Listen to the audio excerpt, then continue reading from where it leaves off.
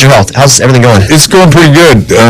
This is a roller coaster, and it takes a little while to get your brain wrapped around it, and then you get to a point where you just say, hey, this is what I do, and you can't let it define, your future. You can sit around and wait. But the thing that I've had to overcome is the surgery I had on my stomach. They had to stitch on my diaphragm. So, and not using it to sing every night, that is a muscle, So I've had to really work that to get it. So where I sing really, really hard and really, really violent and loud. And I didn't have that last 10% on the bottom where I could just really belt anything, Like when I sang MacArthur Park at Carnegie Hall, it was like opera stuff. So I don't know if I could do that, but what I do on stage is no problem. So it's like I've had to work on that diaphragm, and it's getting better all the time. But I went through about 3 hours yesterday off and on, going through our list, working it up, and I didn't have any issues. Backstory for Should Have Been a Cowboy was I had my first album deal, but that first album wasn't out yet. I was still trying to finish my first album. And I went on a pheasant hunting trip to Dodge City, Kansas, with about 20 knuckleheads. And we got up there. The town is where it was staged for the old Gunsmoke series. And so it was intriguing to know we were in a historical Old West town. And so I thought of Gunsmoke. That was on my mind. And there was a guy got up at our table and tried to dance with this girl in this steakhouse bar we were eating in. We were in hunting clothes. And his name was John.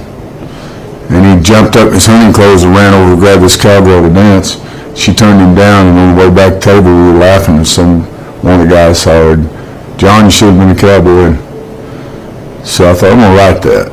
And took my guitar, sat on the side of a little motel tub and shut the door, where no one could hear me because I didn't wake anybody up because we had an early hunt, and I wrote it in about 20 minutes. First song I ever wrote, I was 14 or 15 years old. It was called If You're Handing Out a Heartache, and it wasn't bad, it was structured right, but it wasn't very good either. And but the people around here, when I played it, were like, wow, that's a great song. It's just a song. That was 5,000 songs ago. Sad news on this Tuesday. Country music icon Toby Keith has died. He was just 62 years old. He had a brief battle with stomach cancer. Keith revealed back in June of 2022 that he'd been battling stomach cancer for about 6 months at that time. Again, his family said that he passed away last night. His longest lasting #1 hit on the charts, Beer for My Horses. It's a good one. What a song. He was also awarded the National Medal of the Arts by former President Donald Trump in January of 2021. Yeah, his family released a statement on social media saying Toby Keith passed away peacefully last night on February 5th. Surrounded by his family, he fought his fight with grace and courage. Please respect the privacy of his family at this time. It takes a while. You have to be the captain of your own ship. And doctors in the medical world are just like any other profession, and you got a lot of people on these teams doing it. And you just have to dig in and get everybody in the right place, get the right people, and pray for the right results. And I finally got it in a spot where I'm really comfortable with it. And everything's trending really well right now. When you were diagnosed with cancer, did you get scared? I did. But that's a bridge that you've never crossed before. And I just lost an acquaintance. We were playing golf in September of 21 up at the lake house. And my buddy had his college buddy in. And we're all playing golf, having a beer. My buddy goes, "This guy never sleeps." And I didn't know him. I didn't know if he'd lost weight or had any. It's the first time I ever met him. Played golf 3 days with the guy. He had to go play in a cash tournament at Vegas. When he left there, got back to Oklahoma City, and about 2 weeks later, Lance called me and said, "Hey, remember that guy you met up the lake?" He goes, he's got like 2 weeks to live. He finally went in and got a checkup. He'd up with cancer and sent him home. Lance went and seen him, and he died like 10 days later. So a month later, I get diagnosed. And a month after that, my son's fiance doesn't have a father, and she asked him if I'd walk her down the aisle at my son's wedding. And I'm going, well, if I'm like the last guy, I ain't gonna make it. So hell yeah, I got scared. I wrote it. I was writing it.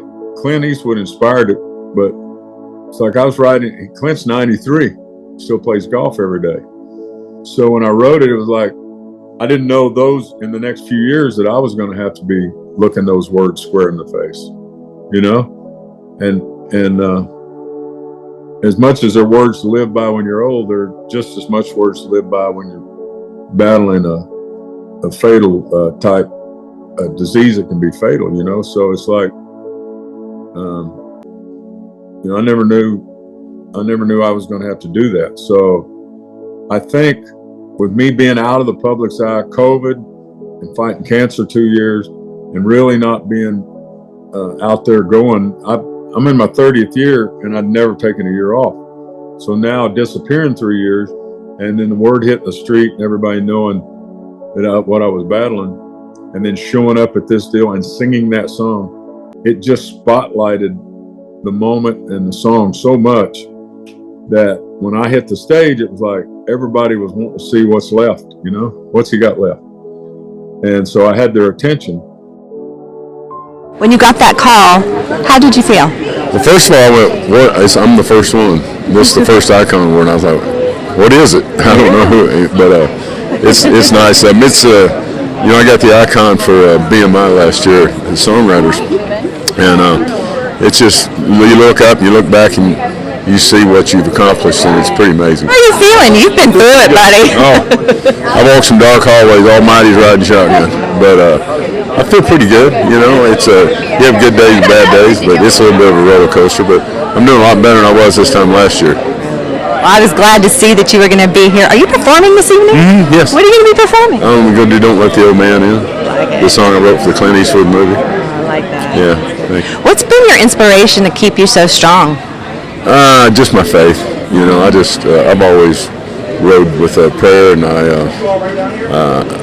as long as I have him with me, you know, I'm cool.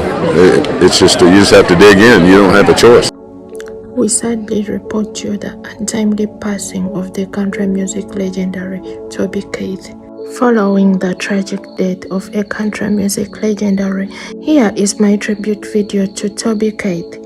Please drop your condolence messages in the comment section, but kindly keep the comments respectful.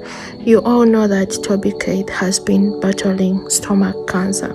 Our thoughts goes out to his family and loved ones, and may his soul rest in eternity.